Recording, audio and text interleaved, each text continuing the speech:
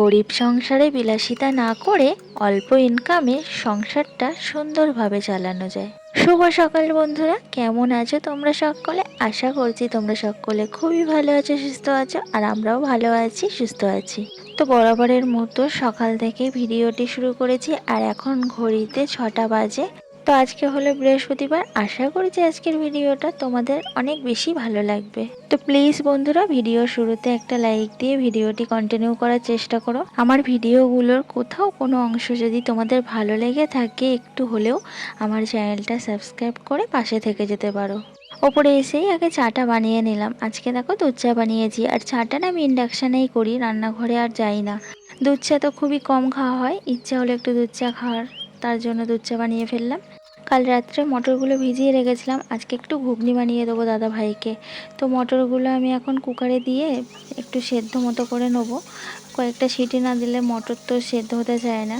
তো মটরটা আমার সেদ্ধ করে জল ঝরানো হয়ে গেছে, আর আমি এখন মশলাটা কষিয়ে ঘুগনিটা বানিয়ে নিচ্ছি। আর আমার চাইতে আমার বাবা কিন্তু ঘুগনি বানাতে খুব ভালো পারে। আমার বাবার হাতে ঘুগনি ভীষণ টেস্ট। কারণ কি বলতো, আমাদের একটা বড় দোকান ছিল, তো সেই দোকানে না অনেক ঘুগনি রান্না হতো, দোকানে প্রচুর সেল হতো। আর অত ঘুগনি কিন্তু আমার বাবা একা রান্না করতো, আর এত দারুণ টেস্ট হতো, সবাই খেয়ে নাম করে। এখনও নাম করে অনেকে, বাট এখন দোকানটা আর নেই, কারণ বাবা বন্ধ করে রেখেছে, বাবা আর পারে না। এই যে এখন আমি ওপর থেকেই নিচে নামলাম, আর দাদাভাই বেরিয়ে গেল। দাদাভাইকে তো টিফিন করে দিলাম। আর দেখো কটা বাজে, এখন পুরো 9:30 বেজে গেছে।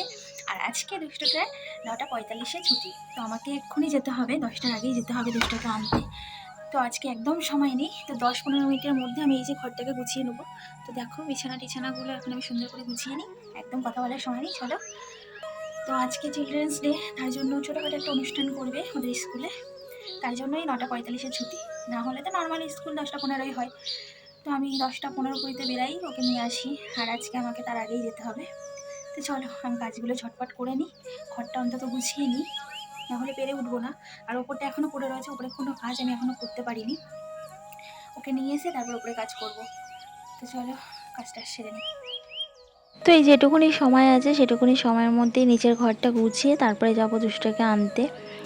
আর ঘুগনি তো রান্না আমার হয়ে গেছে, ঘুগনিটা খেতে কিন্তু বেশ টেস্ট হয়েছিল। তো যাই হোক, চলো নিচের ঘরে কাজগুলো সব একে একে গুছিয়ে নিই। না হলে না দুষ্টকে নিয়ে এসে না সব কাজ একসাথে আমি করতে পারবো না, অনেকটা বেলা হয়ে যাবে। ওপর গোছানো নিচ গোছানো, মানে অনেকটাই দেরি হয়ে যাবে আমার, আবার রান্নাবান্না আছে। তো তার জন্য আমি ভাবলাম নিচের ঘরটা অন্তত তাড়াতাড়ি করে গুছিয়ে যাই। বিছানার চাদরটা ঝেড়ে গুছিয়ে নিচ্ছি। আজকে ভাবলাম চাদরটা চেঞ্জ করব, তো সময় হলো না। কালকে তো স্কুল ছুটি আছে দুষ্টুটার, তো ভাবলাম তাহলে কালকেই চেঞ্জ করে নেবো, আর একটা দিন থাকি আর করা যাবে। তো বিছানাটা ঝেড়ে এই যে বালিশগুলো সব আমি সুন্দর করে এখন রেখে দেবো। আর কিন্তু অনেকটাই সময় হয়ে গেছে, প্রায় 9:30 বাজে, 9:45-এ ছুটি। আমাকে আবার হেঁটে যেতে হবে, টোটোয় করে তো যাব না। দুষ্টকে নিয়ে আসার সময় টোটোয় করে আসবো। আর একটু যদি সংসার হিসাব করে না চালাই তাহলে কিভাবে চলবে বলো? গরিব সংসারে বিলাসিতা না করে সংসারটা কিন্তু সুন্দরভাবেও চালানো যায়। আমি যদি টোটোয় করে যাই, টোটোয় করে আসি, তো 10-10-20 টাকা প্রত্যেক দিন আমার খরচা। তো গরিব সংসারে বিলাসিতা না দেখিয়ে আমি একটু হেঁটে গেলাম, যাওয়ার সময় একা একাই তো যাবো, আর আসার সময় দুষ্টুটার কষ্ট হবে, টোটো করে চলে আসবো, তাহলে আমার 10 টাকাতেই মিটে যাবে। এলাম দুষ্টকে স্কুল থেকে নিয়ে এলাম, দেখতেই পেলে। আর আজকে উপরের কোনো কাজ করে যেতে পারিনি, তোমাদের তো বললাম। দেখো উপরের ঘরটা সেইভাবেই অগোছালো। তো এখন আমি উপরের ঘরে কাজগুলো সব একে একে সেরে নেবো। আজকে তাড়াতাড়ি যেতে হয়েছে বলে না উপরের ঘরটাও আর গুছিয়ে যেতে পারলাম না। অন্যদিন স্নানটাও সেরে যায়, আজকে তাও যেতে পারিনি।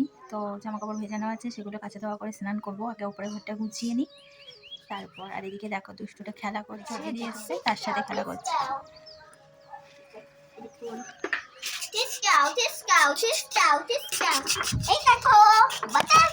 এরকম কাছ থেকে দেখালে হয়? দূর থেকে দেখাও, দূরে যাও, আর একটু দূরে যাও। হ্যাঁ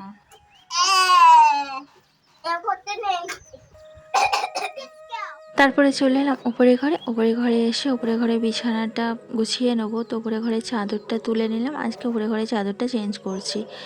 এখন যদিও আমার তাড়াহুড়ো নেই কাজের, কারণ দুষ্টটাকে নিয়ে চলে এসেছি আর রান্নাবান্না আস্তে আস্তে করে নেবো। আজকে চিলড্রেন্স ডে ছিল, তো দুষ্টটার স্কুল থেকে একটা পেন্সিল আর এই ক্যাডবেরিটা দিয়েছে। তো ক্যাডবেরিটা এখন ছিঁড়ে দিলাম, ও খাবে, আমাকে বললো ছিঁড়ে দিতে। তো ওপরে ঘরের বিছানাটা গুছিয়ে আমি বালিশগুলো সুন্দর করে গুছিয়ে নিলাম, নিয়ে এখন আমি ঘরটা ভালো করে ঝাড় দিয়ে নিচ্ছি। আর আগের মাসে কি কম খরচা গেছে? আগের মাসে দুর্গা পুজো, কালী পুজো, ভাই ফোঁটা তো লেগেই ছিল, একটার পর একটা খরচা।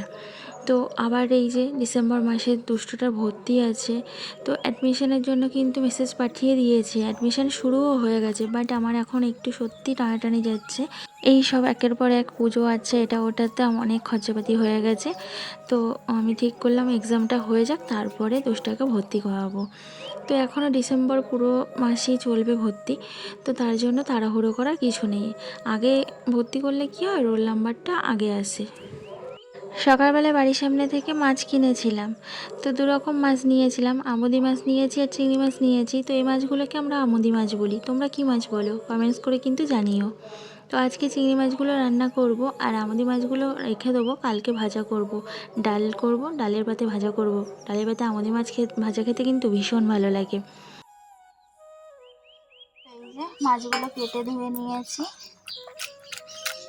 তাহলে চিংড়ি মাছও আছে। আমি এখন এই মাছগুলো ফ্রিজে রাখবো, রেখে দুষ্টকে স্নান করাতে যাব।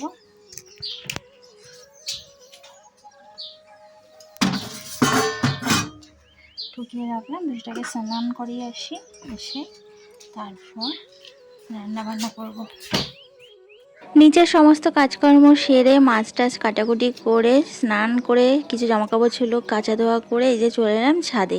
আর আজকে মাথাতেও একটু শ্যাম্পু করেছি, যে তেলটা চুলের জন্য ইউজ করি আমার বানানো, তো ওই তেলটা রাত্রে মেখে শুতে হয়, পরের দিন স্নান করার সময় শ্যাম্পু করে চুলটা ধুয়ে নিতে হয়। তো তেলটা মেখেছিলাম, তো তার জন্য শ্যাম্পু করে নিলাম চুলটাতে। জামাকাপড়গুলো ছাদে মেলে চলে এলাম সবজি কাটতে। তো বাবার বাড়ি থেকে কুমড়োটা এনেছিলাম, বাড়ির গাছের কুমড়োটা কেটে দেখছি ভিতরটা পুরো পচে গেছে, মানে দানাগুলো না সব গাছ হয়ে গেছে, আর কুমড়োর ভিতর সাইডটা একটু পচে মতো গেছে। তো বাদ দিয়ে কুমড়োটা কেটে নিলাম, নিয়ে এই যে চিংড়ি মাছ দিয়ে কুমড়োটা রান্না করে নিলাম। আজকে এই এক পদের তরকারি করেছিলাম, আর কালকে সয়াবিন আলু তরকারি আছে, তো ওটা দিয়ে আজকে দিনটা চলে যাবে। তরকারিটা রান্না করে চলে এলাম ঘরে, আর ইন্ডাকশানে আমি ভাত বসিয়েছিলাম, এখন কিন্তু 1:30 বাজে। তো ভাতটা আমার হয়ে গেছে, ভাতটা এবার নামিয়ে নেবো। আর এই দেখো এখানে আমার কালকের অনেক ভাত ছিল, ভাতগুলোকে আমি জল দিয়ে গরম করে জল ঝরিয়ে নিলাম, একদম গরম ভাতের মতো হয়ে গেছে। আর এদিকে দেখো যে কুমড়োটা কেটেছিলাম, কিছু কিছু দানা ভালো ছিল, তো দানাগুলো এই যে শোকাতে দিয়েছি, বাবা আসলে বাবাকে দিয়ে দেবো, বাবা আবার পুঁতে দেবে, আবার গাছ হবে, কুমড়ো হবে। আর বাড়িতে সবজি গাছ হলে এটাই তো সুবিধা, তাই না? আর বাড়ির সবজি খেতে কিন্তু ভীষণই ভালো লাগে, আর বিনা সারের সবজি তো টেস্ট ভীষণ ভালো হয়। তারপরে দুষ্টটাকে খাইয়ে দিলাম, দুষ্টটার আজকে শরীরটা ভালো লাগছে না, ওর গাটা গরম গরম লাগছে, ঠান্ডা লেগেছে একটু, হালকা হালকা ঠান্ডা পড়ছে, তো আবার মাঝে মাঝে খুব গরম, তার জন্য না দুষ্টটার ঠান্ডা লেগে গেছে। খাওয়া দাওয়া করে ওপরের সব কাজকর্ম মিটিয়ে যে নিচে চলে এলাম, তো শ্যাম্পু করেছি, চুলটা আসতে আবার সময় পাইনি, রান্না বান্না কাজকর্ম সব করছিলাম, অনেকটাই বেলা হয়ে গেছিলো। তো এখন চুলটাকে আমি ছাড়িয়ে নিচ্ছি, আর সিঁদুরটা আমি ওপর দিয়ে পরে নিয়েছিলাম, কারণ ফাঁকা সিঁথে রাখতে নেই, তার জন্য একটুখানি সিঁদুর আমি সিঁথিতে ছুঁয়ে চলে গেছিলাম ওপরে রান্না বান্না করতে। তো এখন চুলটাকে ভালো করে ছাড়িয়ে নিচ্ছি, আর আমার চুল না প্রচুর উঠতো, তো আমি যে তেলটা বানাই ওই তেলটা মাখার পর দিয়ে আমার চুল এখন ওটা বন্ধ হয়ে গেছে, আর চুলটা না বেশ ভালো মানে সিল্কি হয়েছে আর খুব বাড়ছে। তো চুলটা আমার ছাড়ানো হয়ে গেছে, এবার আমি সিঁদুর পরে নেবো। তো এক দিদিভাই আমাকে কমেন্টস করেছিল যে দিদিভাই গলাতে কেন সিঁদুর পরো? তো সিঁদুর পরার নিয়ম আছে, 5 জায়গাতে সিঁদুর পরতে হয় সিঁদুর পরার সময়, এটাই হলো মানে সঠিক নিয়ম। তো এভাবেই আমি সিঁদুর পরি। তো সিঁথিতে সিঁদুর লাগাতে হয়, তারপরে শঙ্খে লাগাতে হয় মানে শাখাতে, তারপরে কণ্ঠে মানে গলাতে লাগাতে হয়, তারপরে হলো কপালে। আর কি বলো তো, আমি টিপ পরি না, আমার টিপ পরতে একদমই ভালো লাগে না, কেমন যেন একটা লাগে, টিপ পরলে কেমন একটা হয়। তো তার জন্য না আমি ওই ছোট্ট করে একটা কপালে সিঁদুরের ফোঁটা লাগিয়ে নিই। তো আর লাগাতে হয় বস্ত্রে। তো এই 5টা জায়গায় সিঁদুর পরার সময় অবশ্যই লাগিয়ে নিতে হয়। হিন্দু শাস্ত্রে এটাই হলো সঠিক সিঁদুর পরার নিয়ম। তো এভাবে অনেকেই পরে দেখবা যারা জানে, আমিও প্রথম প্রথম জানতাম না, তারপরে যখন জেনেছি তখন থেকে আমি এভাবেই সিঁদুর পরি। তো দেখো শাখাতে লাগিয়ে নিলাম, কপালে পরে নিয়েছি, আর এই যে কণ্ঠে লাগিয়ে নিচ্ছি, আর এই যে কপালে একটুখানি লাগিয়ে, আর এই যে বস্ত্রে একটু লাগিয়ে নিলাম। আমার সিঁদুর পরা কিন্তু কমপ্লিট হয়ে গেছে। তার সঙ্গে আমি একটু সাজুগুজু করে নিলাম। তো কেমন লাগছে অবশ্যই কমেন্টস করে জানিও। তো চলো বিকেলের আকাশটা দেখে আসি। আর দেখো কত সুন্দর লাগছে। এত বেলা হয়ে গেছে, এখন আর শুয়ে কী করব, তাই জন্য ভাবলাম ছাদে এসে বিকেলের আকাশটা তোমাদের সঙ্গে শেয়ার করি। আর সূর্যি মামাটা দেখো সবে ডুবু ডুবু ভাব, আর সূর্যটা পুরো অরেঞ্জ হয়ে গেছে, এত সুন্দর লাগছে চারিদিকটা, কি সুন্দর লাগছে। তো চলো তাহলে এখানেই ভিডিওটা শেষ করছি। ভালো যদি লেগে থাকে লাইক করে দিও, আর কমেন্টস করতে একদম ভুলো না কিন্তু। তোমাদের মিষ্টি মিষ্টি কমেন্টস আমার পুরো মনটাকে ভরিয়ে ভিডিও বানানোর উৎসাহ বাড়িয়ে দেয়। যারা যারা এখনও অবধি চ্যানেলটা সাবস্ক্রাইব করোনি, চ্যানেলটা সাবস্ক্রাইব করে আমার পাশে থেকো।